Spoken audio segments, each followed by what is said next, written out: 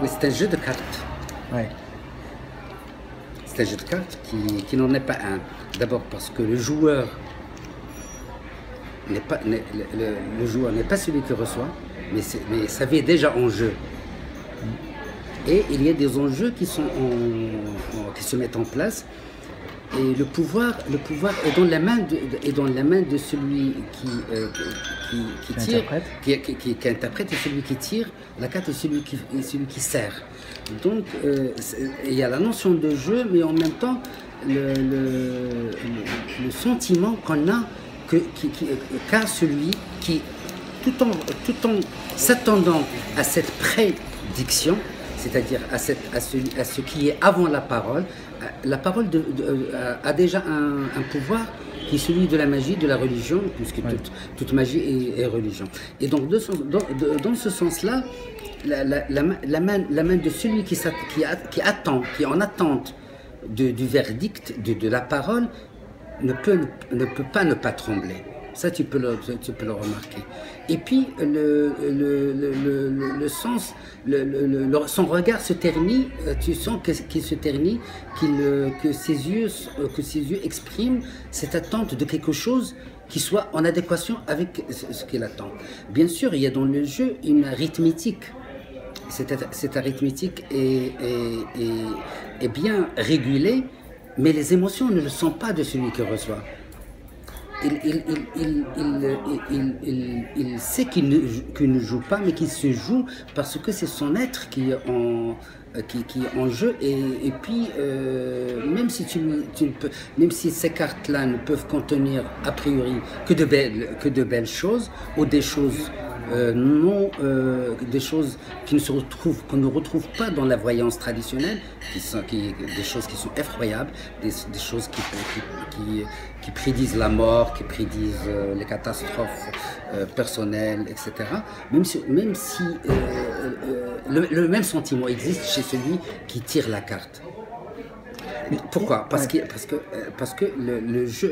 ce jeu n'est pas simplement un jeu, parce qu'on n'y gagne rien. On n'y gagne rien. Qu'est-ce qu'on y gagne? On y gagne tout simplement l'attente de quelque chose qui peut être décevante ou pas décevante. Mais est-ce que ce trembler de main que tu dis, cette appréhension, est-ce que c'est pas lié à la superstition que le joueur qui va recevoir le tirage a déjà préalablement dans sa tête? Est-ce qu'on ne peut pas prendre le jeu comme un pur hasard non magique, une narration aléatoire, sans magie? Non, toi, tu crois que à chaque fois, c'est un dispositif magique? J'ai compris. D'abord, parce que ça utilise un procédé déjà plein de sens. Personne ne peut l'éviter, même si on est au 10e jeu.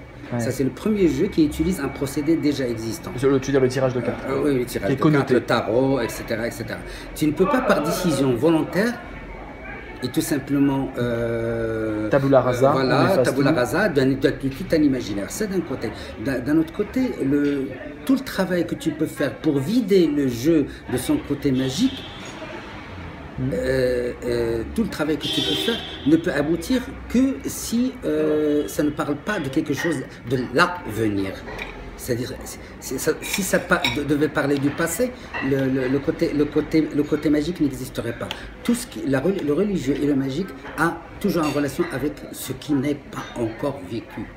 Mais d'ailleurs, souvent on évite de dire, parce que souvent les questions c'est l'avenir, est-ce que je vais réussir mon examen, et on évite en tant que joueur, avec ce jeu, on évite de dire non, pose pas des questions sur l'avenir, pose des questions sur le présent pour méditer le présent. On se sert du jeu comme une méditation du présent. Oui, alors à ce moment-là, toutes les règles du jeu doivent être revues et révisées. Et je n'aurai pas à expliquer à celui qui va acheter ou se servir du jeu. Je ne dois pas lui dire que tu peux savoir ce que tu n'as pas encore vu, ou c'est-à-dire le non-vu ou l'invisible, ta fille à Paris, etc., ou ce que tu n'as pas encore vécu, ou ce que tu as à vivre, ou peut-être à vivre. Et donc,